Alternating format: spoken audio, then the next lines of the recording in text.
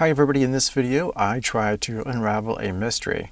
A friend's Timex Marlin reissue, which is, a modern watch with a Chinese ST6 movement, had stopped working rather mysteriously. He asked if I would take a look at it to see what the problem was and hopefully get it going for him. I knew this watch was out there, but I really didn't know very much about it until I popped the back off. That's when I saw that the ST6 was being used. In the previous video, I mentioned that the ST6, though not as refined as maybe some Japanese and Swiss movements, is certainly an upgrade up from the vintage Timex movements. Those movements are pretty much stamped metal, no jewels. While they are robust in some ways, they do hold up for a long time, but when they go, they go, and they're not really very repairable. You can do it, however, I don't recommend it. I had in mind a video to see if we could determine what stopped the watch. Disassembly, service, reassembly. But when I was, in the fault finding phase, the watch started running again. I was probing in there with an old oiler, moving around some wheels. So maybe something had got knocked slightly out of position, maybe it took a hard hit or a sudden shock on the wrist. Maybe it's manufacturing tolerances. Clearly this is a cost-saving choice. Since it started running, I felt like it was just better to go ahead and get it back on his wrist. And if it stopped running again, he could contact me and then we would do it. But so far, I haven't heard back. I'll take that to mean that the watch is still running. But given the response on that video, it was pretty evident that there was a lot of interest in that watch and that movement. So it seemed like a topic that would be worth revisiting. One day I was browsing eBay and just stumbled across a listing for a non-working Timex Marlin. So you know what had to be done.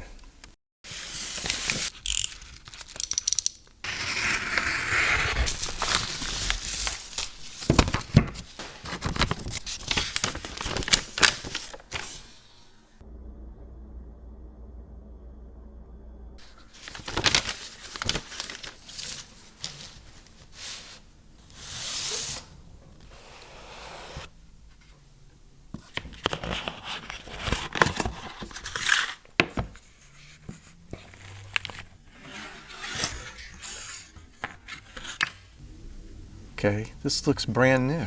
Let's get a little shake, see if we can get the balance going. No tick. So apparently it's not working.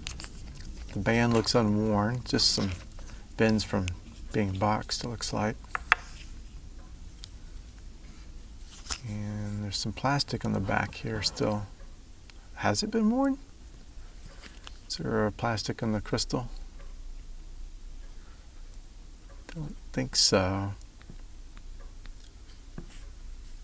Well,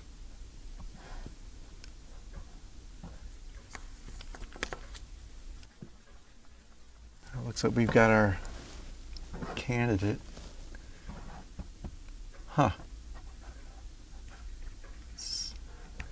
The crown is in the... Oh, wait a minute. Do you see this? Put some wind in here. So the watch is working. Now, what I think, some scuffs on the crystal maybe. Maybe it's dust. Nothing to worry about. Okay, so maybe what happened is whoever had the watch didn't realize that when you pull the crown out to the time setting position, that the movement stops. They call that hacking. It hacks, see there? Well, the watch seems to be working just fine, but let's go ahead and throw this on the time grapher just to see if maybe some results show something that we haven't noticed yet. All right, we've started the test with the watch on the dial-up position, and 10 seconds per day accuracy, 10 seconds fast per day, that's actually pretty good. We could tweak that more, but that's not what we're here to do right now. So now we'll flip this in the dial down position. These two positions are the least stressful on the movement. We're looking for variation there. So that's not much variation. Now we'll do the crown down. This is considered a more stressful position. And again, not a whole lot of change. We have a pretty healthy watch here. Well, I'm going to stop short of complaining about it, but gonna have to find another one that's not working. I really want to find one that's not working if I can. Again, searching on eBay, I found another listing for a non-working Timex Marlin reissue, so we know it had to be done.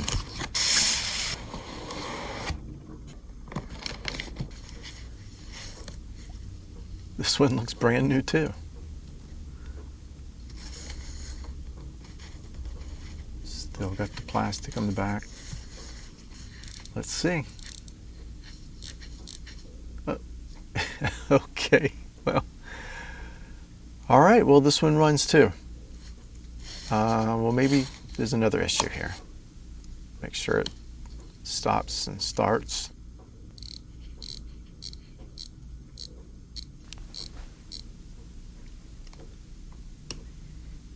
Well, let's put this one on the time grapher and see how it is.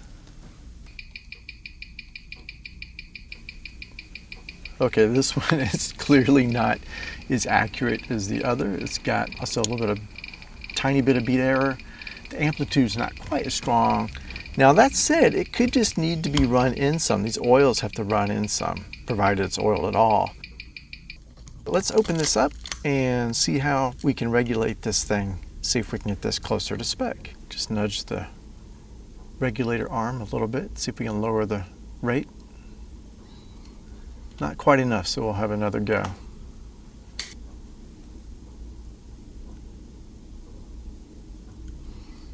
Almost.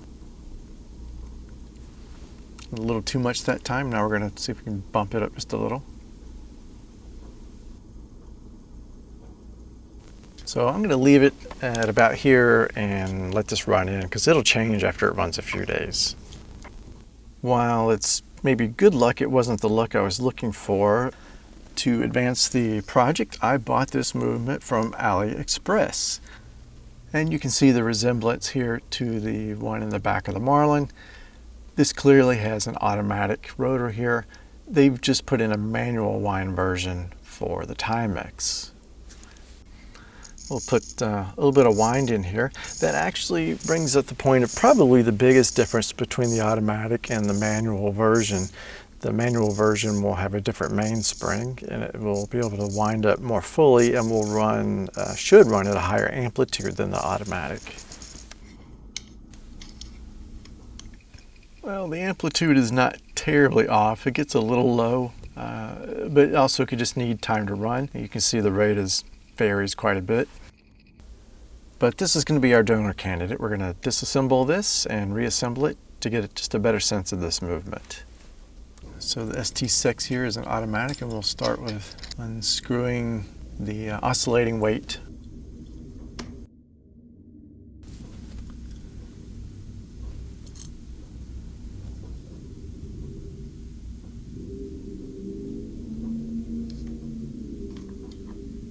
Next, we'll get this bridge for the automatic works off.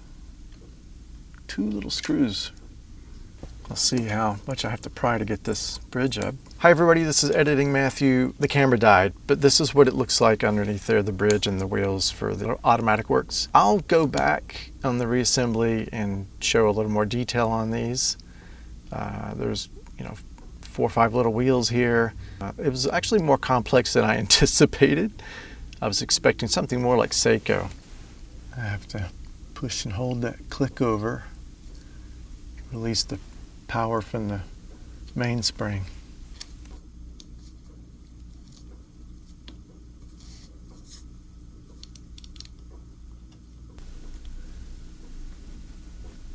Get the screw off for the balance cock. Oh, well, that lifted up really nicely. That's a good sign. Sometimes you have to really pry those suckers off. This is the reverse threaded screw for our crown wheel. Oh, that's the little center bearing. That's a common design for the crown wheel, to have this little center ring.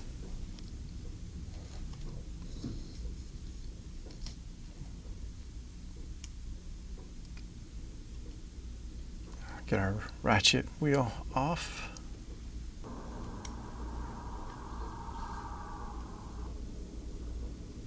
That's our pallet fork. That's what you hear ticking.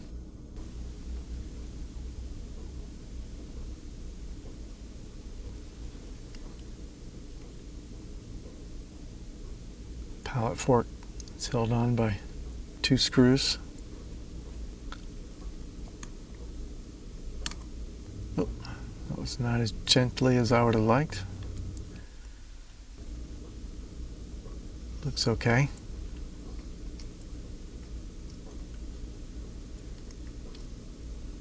That was a little more stubborn than the balance cock. See if we can lift up the barrel bridge.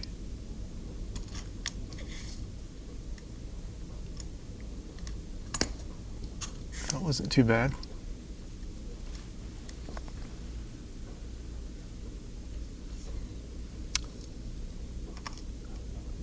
Now for the training wheels bridge.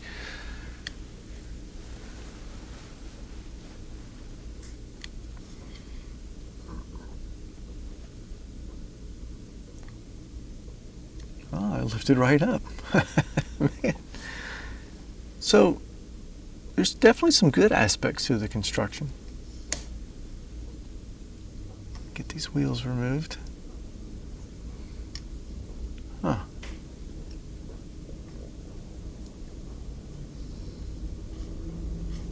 I noticed something about one of these wheels. I'll point that out later. After I can check it, confirm it under magnification later.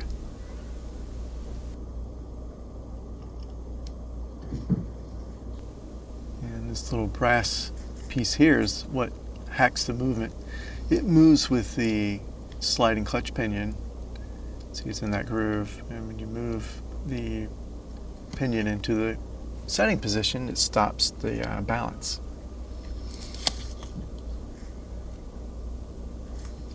Right now we're over on the dial side. It's a weird little armature here. I guess I haven't seen a design like this before. Seems to just hold down the hour wheel. Okay. Okay, and something's missing. Either I'm missing something or the watch is missing the minute wheel. This is the little intermediate wheel that should engage with the minute wheel, right? It should be here. All right, next we'll get the stem out, and there's a little spring-loaded button here. This is pretty common now on all watches nowadays. And that will release the sliding clutch pinion and the winding pinion here.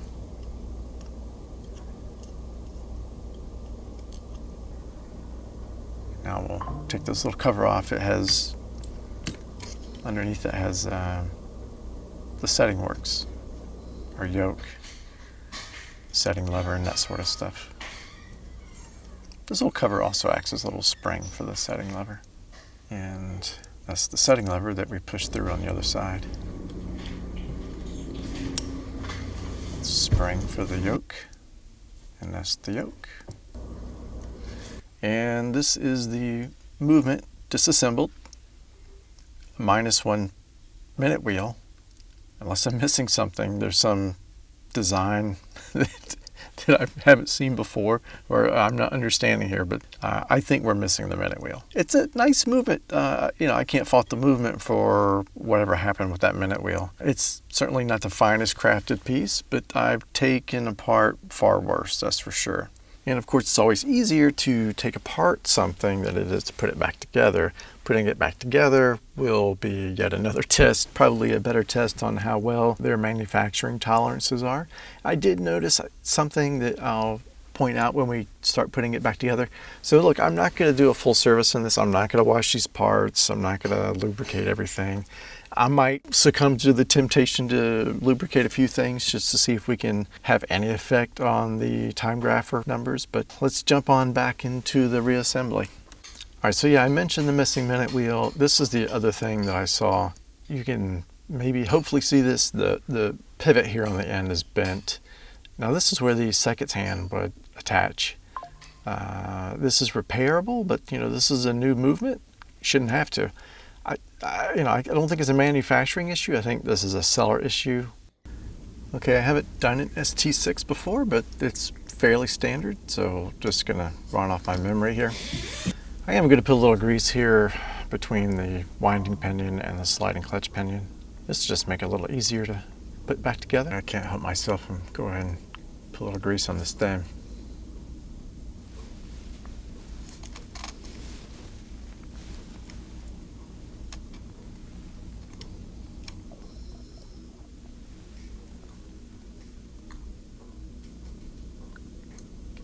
In here, there's a post that this lever goes on. It slots in there. Intermediate wheel. I don't know if it's too early or not. We'll go ahead and get this in there.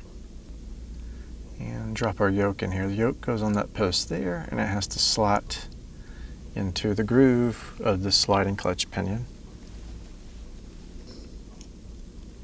That's our setting lever.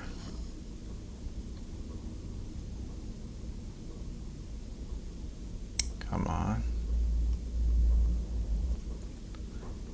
Yoke spring goes this way. Alright, I have to get this yoke spring set here. I have to pull this in. I have to pull this end over.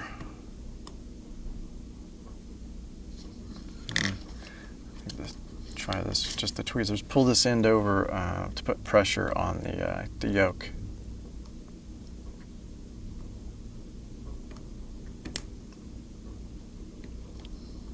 I think that's it. We're going to put the little cover here on. It has this little screw, and that little arm engages with the setting lever. And we'll check the stem in and out. Put a little grease here where that engages on the metal there. Feels a little better. This little intermediate wheel. He's going to fall out every time I flip the movement over. I just don't see, it needs a minute wheel. I don't think I'm missing anything. I think it's missing a minute wheel. Yeah, that's where the minute wheel would normally be there, on the little post.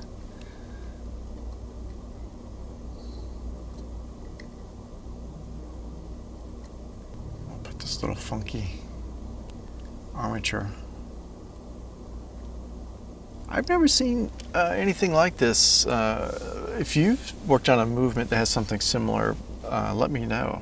I can't think of anything that I've worked on that had that. Get our little hack lever on here. He's going to go up here, slide into the sliding pinion there.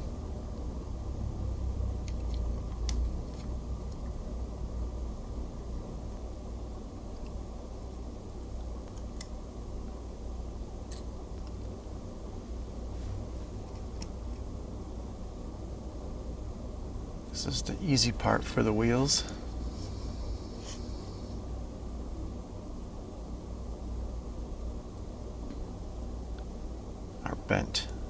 Our bent wheel for the seconds. The moment of truth. How difficult it's going to be to get this bridge over the train of wheels.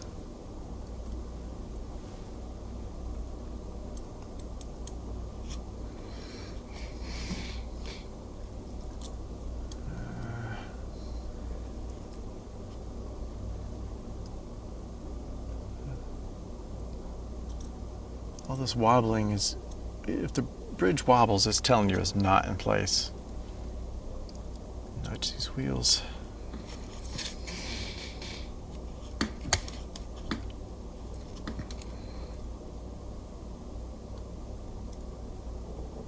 Sometimes the shifting weight around will, is that it? Did I get it? Maybe. Oh. Did I just knock it out? We're going to put the screws in part way, and we'll recheck it.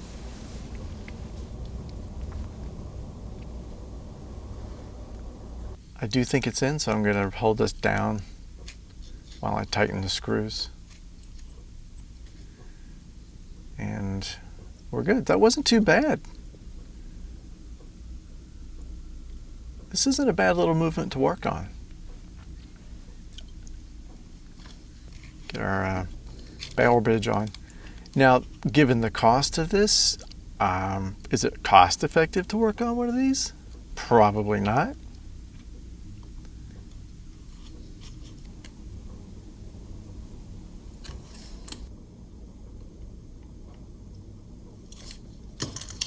Check the train of wheels one more time. Okay, I'm going to oil these jewels. There's not, by the way, I haven't seen a drop of oil on this on this movement. I just realized I've not seen a single drop of oil on this movement.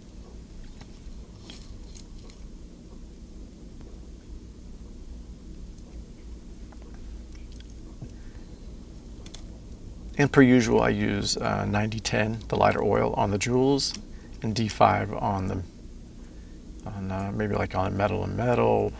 On the heavier items, I'm using a grease.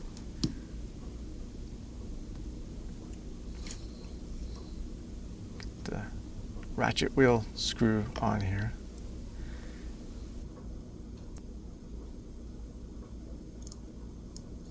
And this is the reverse threaded crown wheel screw. You don't want to forget that, because you can mess up the screw turning it the wrong way. You can mess up the threads.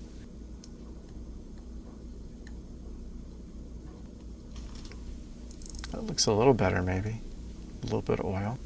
All right, now for the pallet fork. Now, a pallet fork can be fiddly to get in, so this will be another little test. Frankly, some days you just struggle to get these in. Some days they jump in.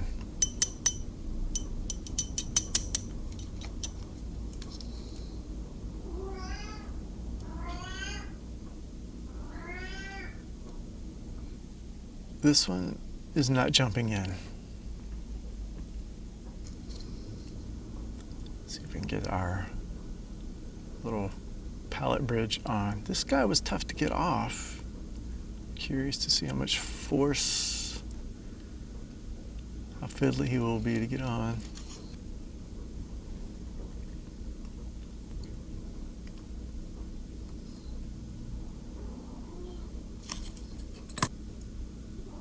Check the play in the fork. That was not terrible. Now for the last big hurdle, the balance.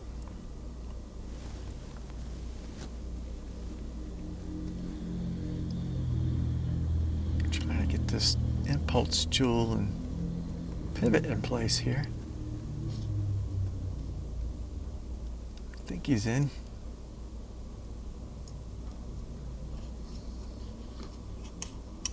Up, up. No, almost had it. Come on. Is he still in there? Yes. Hold this guy down. Tighten a screw. If you don't hold those down, sometimes they'll shift around and actually pull off the pivot.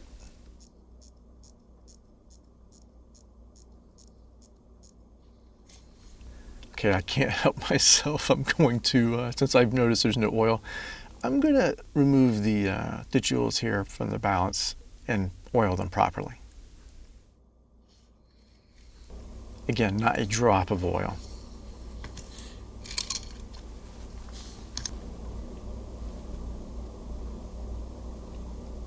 I don't know if that's accepted or standard to ship these without any oil.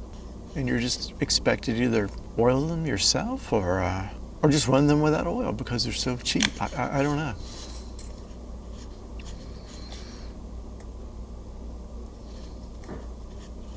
I was kind of expecting these little springs to be harder to work with just because of frankly, the price of the movement, but they actually aren't bad.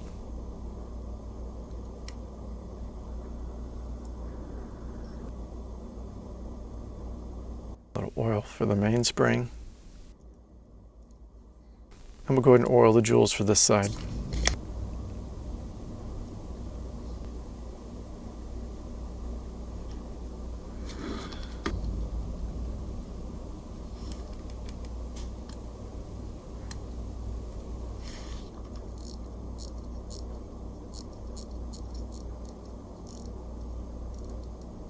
And there we go. Now we just got to get the automatic works back together.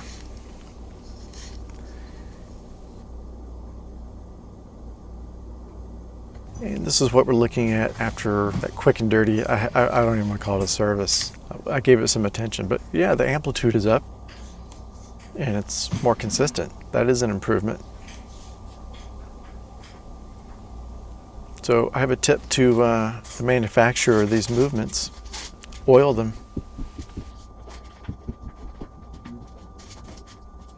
Okay, like I said a bit earlier, here's a close-up at the order of the wheels for the automatic works. This isn't really relevant to the Timex Marlin because the movement as an automatic wouldn't fit in that case, but just for posterity, here's the order of those wheels. There's only one way they can go in, so we'll get our automatic works bridge on. And just testing that everything's in place. You can see it winding the wheel over there, so we're good to go. And the last thing is just get the oscillating weight back onto the movement.